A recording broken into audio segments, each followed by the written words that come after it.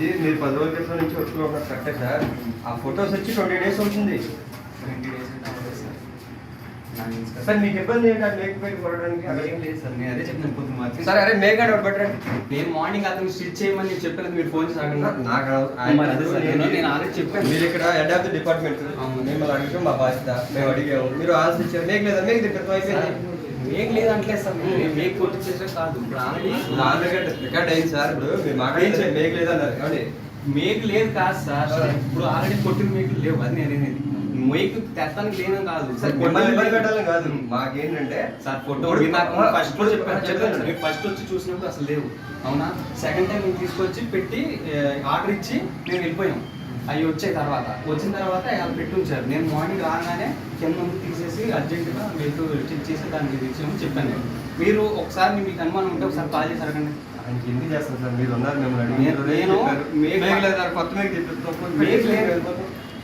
ముందుగా మీడియా మిత్రులకి నమస్కారాలు. ఈరోజు చింతలపూడి రూరల్ హౌసింగ్ బోర్డులో మన ఎన్డీఏ ప్రభుత్వం వచ్చి ఇప్పటికి 2 నెలలు కావస్తున్నా సరే గవర్నమెంట్ ఆఫీసుల్లో ఇంకా కూడా అధికారులు నిర్లక్ష్యంగా వహిస్తున్నారు. అటు చంద్రబాబు నాయుడు గారు కానీ పవన్ కళ్యాణ్ గారు కానీ ఎంతో సమన్వయంగా, ఎంతో బాధ్యతగా ఈ రాష్ట్రాన్ని ముందుకు తీసుకెళ్లాలనే ఉద్దేశంతో వాళ్ళిద్దరు కూడా ఎంతో కలిసికట్టుగా పనిచేస్తున్నారు. కానీ అధికారులు వీళ్ళిద్దరూ వేరు అన్నట్టుగా వీళ్ళ ప్రవర్తన ధోరణి చాలా దారుణంగా ఉంది.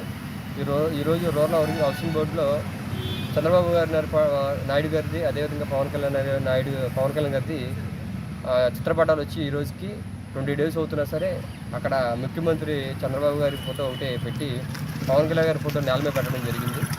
ఏంటని అడిగితే చిన్న సింపుల్గా వాళ్ళు మా దగ్గర మేకులు లేవు అని చెప్పారు. వెంటనే మేము మేకు తీసుకొచ్చి మన రాష్ట్ర ముఖ్యమంత్రి నారా చంద్రబాబు నాయుడు గారిది, అదేవిధంగా ఉప ముఖ్యమంత్రి పవన్ కళ్యాణ్ గారిది ఇప్పుడు పట్టాలని మేము పక్కన ఆఫీసులో పెట్టడం జరిగింది. ఇంకా అధికారులు మేల్కొని ఇక్కడ ఉన్నటువంటి సొంగరోషన్ కుమార్ గారికి, అదేవిధంగా పుట్టమహేష్ ఎంపీ గారికి మీరు సహకరిస్తూ అధికారులందరూ కూడా ప్రజలు మనల్ని పొందడానికి ప్రయత్నం చేయండి.